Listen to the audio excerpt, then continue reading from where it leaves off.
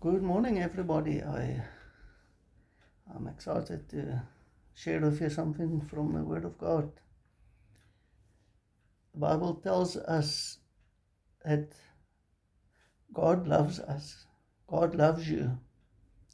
Now, we grow up in this world. Deep inside of you, you have a desire to be loved by parents, by people.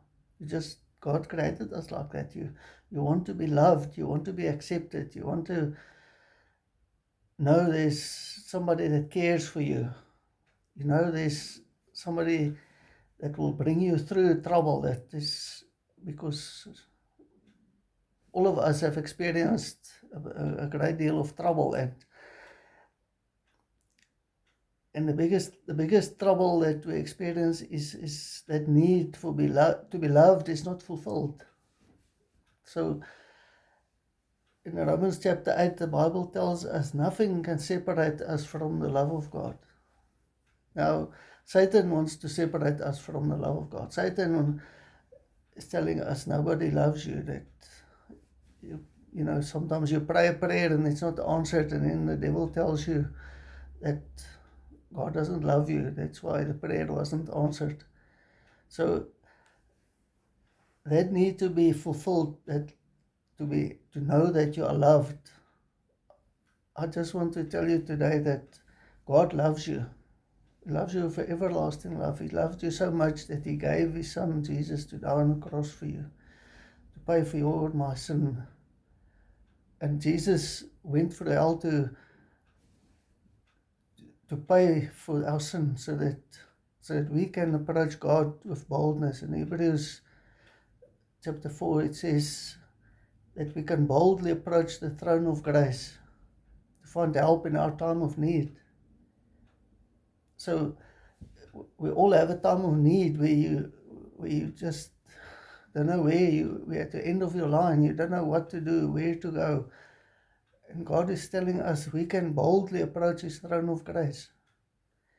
I always picture a CEO of the biggest company in the world, and he has a meeting there in his office, and his son has a need, and his son walks into his office. He doesn't think, he should interrupt his father.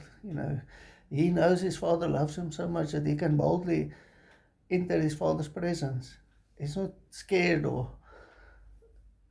worried about walking into his father's presence, because he knows that his father loves him. His father can be in a very important meeting with very important people, but for that son, that father, he knows his father regards him as the most important.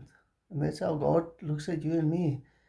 We can boldly enter His throne, and we can ask for help. Now, Satan tried to tell us that God is like this angry school principal that's just out looking to hit you over the head for all your sins. In Hebrews chapter 10, he says, our sins and our iniquities He will remember no more. He's wiped it clean. If you read the Gospels and the letters in the Bible carefully, you see that Jesus came to wipe the slate clean. When He looks at you and me, He doesn't look at a sinner that needs punishment. He looks at you and me as a child that He loves.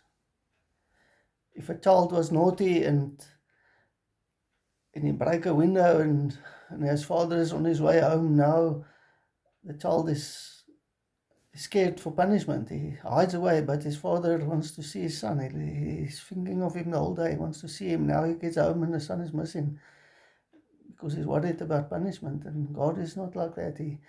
He loves us.